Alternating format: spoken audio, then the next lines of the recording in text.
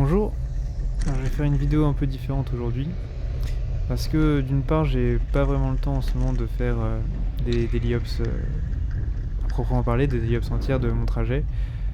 En ce moment j'ai un peu des examens et tout ça donc c'est un peu compliqué. Et puis en plus mon trajet actuel il passe par Paris puisque je vais de Courbevoie à Paris dans le 5e arrondissement. Et donc ça me fait passer par plein d'endroits avec pas mal de pavés.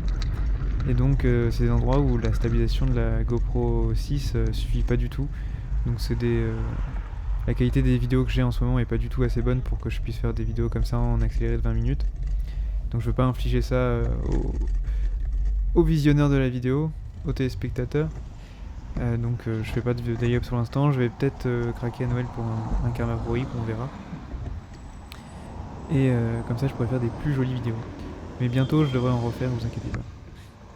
Donc là j'ai une vidéo un peu plus négative que d'habitude puisque là je voulais juste montrer un peu ce qui s'était passé avec un scooter en rentrant de la fac un jour, c'était la semaine dernière.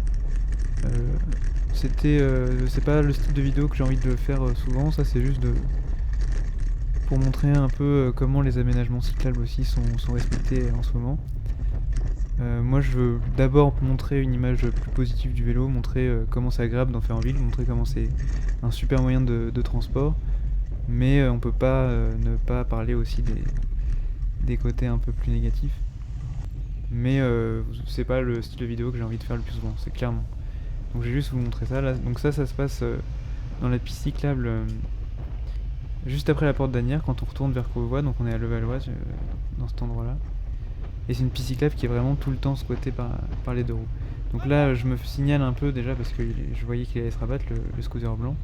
Donc je me retrouve derrière ce magnifique 50 cm3 qui roule donc autour de 45 km/h. Je siffle pour essayer de le faire partir, pour lui faire comprendre qu'il me gêne.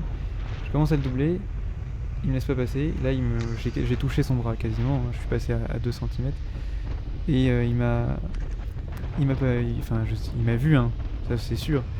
Mais il me laisse pas passer. Donc je comprends vraiment pas cette attitude. Moi je voulais juste passer, je roulais un peu vite c'est vrai, mais je suis dans la piste cyclable, j'ai le droit de rouler un peu à la vitesse que je veux tant que je suis en dessous de la limitation de vitesse de la route. Lui il a pas à me gêner, il a pas roulé là, et puis vraiment il sait que je suis là. Je siffle, je fais du bruit, je monte à sa hauteur, il voit que je suis là. Donc après, si on revient sur mon comportement, c'est pas du tout un comportement qu'il faut avoir. Parce que là j'étais très énervé parce qu'il m'est arrivé d'autres bricoles sur le chemin.